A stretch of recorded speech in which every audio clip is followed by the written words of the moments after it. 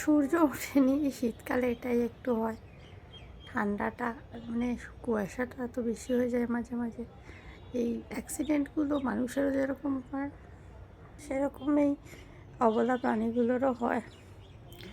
আমরা নীতিকথা শেখাই বাচ্চাদের, বা বৃদ্ধাশ্রমের সিনেমা কত কিছু দেখাই, ভিজুয়ালাইজ চেষ্টা করাই, এটাও বোঝাবার চেষ্টা করি যে আমাদেরও সবারই সময় আসে, আমরাও বুড়ো হব, আমাদেরও মানে বৃদ্ধাশ্রমে যেটা বোঝায় যে করলে যেটা হবে।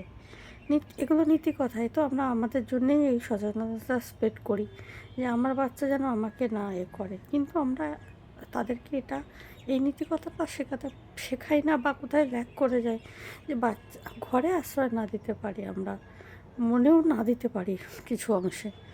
অনেকে ভয় পায়, ঘরে জায়গাও ছোট, কিন্তু ভালোবাসাটা এই সারা বছরই তো আমরা কিছু না সেলিব্রেশন করি পটকাইদের একদম। আচ্ছা, তারপরে শীতকাল তো আরও মুশকিল, দেখতে পাই না বললাম, মানুষের মতোই ভিজিবিলিটি গাড়িতে। আচ্ছা, দেখি বাচ্চাগুলো হয়েছে সবে এই সময়টা, ওদের থাকে অনেক ছোট ছোট গেরি গেরি বাচ্চা হয়, সেই বাচ্চাগুলোকে দেখি জল ঢেলে দেয়। আরে এটা আমাদেরই দোষ, আমরা শেখাতে পারিনি যে ঠান্ডা লাগে, শুকায় না, তো আমরা কী আনন্দ পাই আমরাই বলবো। তো এইটা আমরা শেখাতে পারিনি যে ওদেরও ঠান্ডা লাগে, ওই ছোট্ট ছোট্ট শরীরগুলোরও ঠান্ডা লাগে। এইটুকু যদি আমরা না শেখাই, তাহলে কিসের আমরা পেরেন্টস, কিসের আমরা বুঝি না, শুধু নিজেদেরটুকু যে আমরা বুড়ো হলে আমাদের ছেলেমেয়ে যাতে এই যে প্রকৃতিটা, এই বলয়টা, এটাকে আমাদের ঠিক রাখতে হবে। সায়েন্সের ভাষায় ইকোসিস্টেম, কিন্তু এটা আমাদের ঠিক রাখতে হবে। এরা যদি আমাদের সাথে না থাকে, তো আমরাও তো একা হয়ে যাব না আস্তে আস্তে, যেমন এই এতে।